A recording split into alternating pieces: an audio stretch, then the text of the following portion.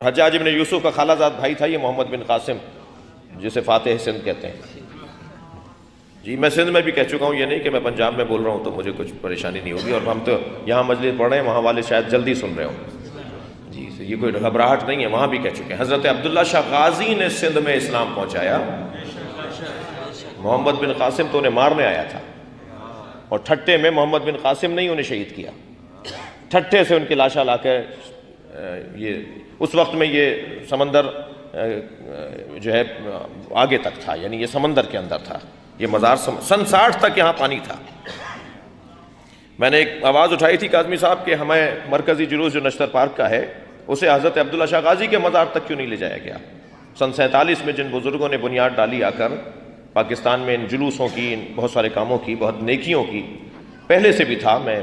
جو پرانے یہاں کے رہنے والے ہیں ان کی خدمات کا اعتراف ہمیں کرنا چاہیے، مگر 47 کے بعد 4 برابر زیادہ ہو گیا نا، اس کو تو سبھی مانیں گے، ٹھیک ہے۔ تو میں نے وہاں ایک بات، تو بزرگ کچھ ملے مجھے کہنے لگے جی آپ کی بات اپنی جگہ ٹھیک ہے اور اچھی بات ہے کہ ہمیں پرسہ دینے کے لیے حضرت عبداللہ شاہ غازی کے مزار پہ جانا چاہیے تھا۔ امام جعفر صادق کے نمائندے تھے نا وہ، اہل بیت کے سب سے زیادہ معتبر ترین اگر کوئی شخصیت بر صغیر میں ہے جو ائمہ کے زمانے کی تو وہ حضرت عبداللہ شاہ غازی ہیں، تو انہیں ہمیں پرسہ دینا چاہیے تھا، وہاں جلوس ختم ہونا چاہیے تھا۔ تو انہوں نے بتایا سن 60 تک تو یہ پانی تھا، یہ تو سمندر تھا، اور یہ سمندر کے اندر ایک پہاڑی کی ٹیلا تھا، چوٹی تھی،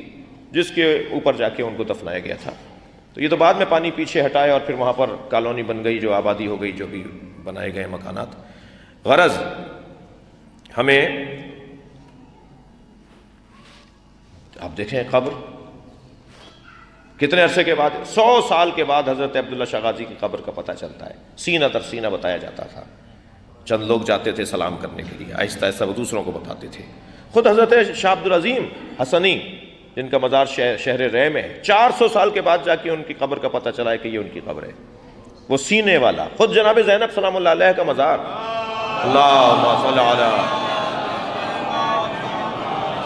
200 سال کے بعد، واقعہ کربلا کے 200 سال کے بعد جناب زینب کا مزار بنا ہے،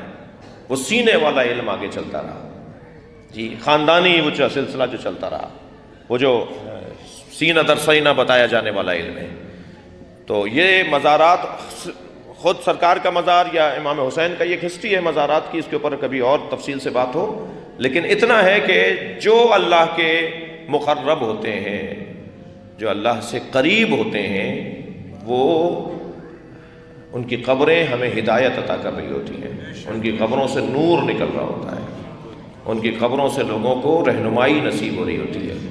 آپ جب کربلا جاتے ہیں نا تو کربلا کی فضا میں نور ہے، کربلا کی فضا میں علم ہے، تقویٰ ہے، پرہیزگاری ہے۔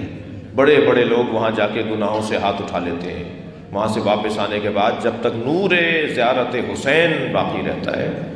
وہ گناہوں سے ہاتھ اٹھاتے ہیں، وہ نیک اور پرہیزگار ہو جاتے ہیں، اچھے انسان بن جاتے ہیں، اچھے پڑوسی بن جاتے ہیں، اچھے دوست بن جاتے ہیں، اچھے شوہر، اچھے بھائی بن جاتے ہیں، اچھا بیٹا بن جاتا ہے کہ کربلائی ہو کر لوٹا ہے۔ اس سے بہتر اور کیا نظام ہدایت ہوگا؟